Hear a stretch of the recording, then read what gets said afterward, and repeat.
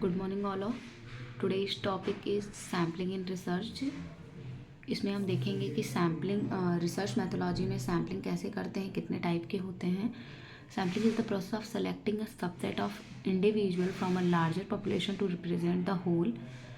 तो सैम्पलिंग में क्या करते हैं कि अगर 10 कोई चीज़ें हैं तो उसमें से कुछ नंबर्स ले लेंगे या कुछ पॉइंट्स ले लेंगे जिसे हम सैम्पल बनाएंगे या सैम्पल के थ्रू रिप्रेजेंट करेंगे। Okay. Type of sampling method, इसमें क्या होता है, हमारा सबसे पहले आता है प्रोबेबिलिटी सैम्पलिंग, जिसे हम रैंडम सैम्पलिंग भी बोलते हैं।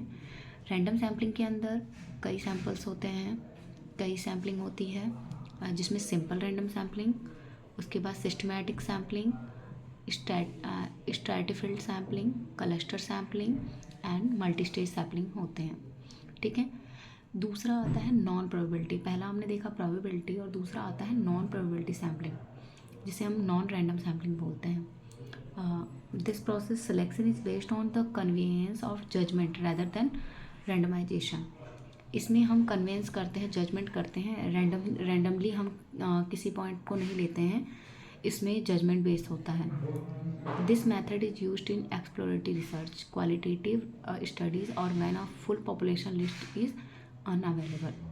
इसमें होता है कन्वीनियंस सैम्पलिंग, दूसरा होता है purposive judgemental sampling, snowball sampling, quota sampling and quota sampling में हम देख रहे हैं कि ensure the specific property of group are included similar to stratified sampling but without random selection.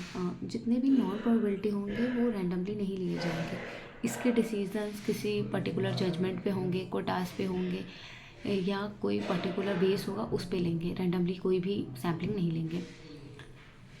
अब हम देखेंगे sampling process define the population, determine the sample size, select the sampling method, collect data, analyze result।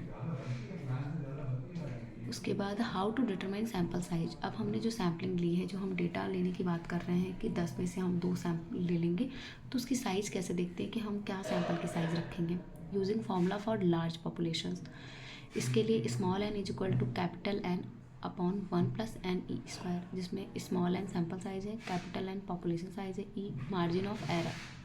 ई जो है margin of error की 5% है, 10% है, वो depend करेगा कि क्या हमारा इनपुट है। यूजिंग क्रॉनचेन फार्मूला फॉर इनफाइनाइट पॉपुलेशन, ये फार्मूलाज याद कर लेंगे। Small n is equal to z square p 1 minus p upon e square. इसमें जेड क्या है ये दिखाया गया है, एक एग्जांपल के थ्रू हम बताएंगे इसको।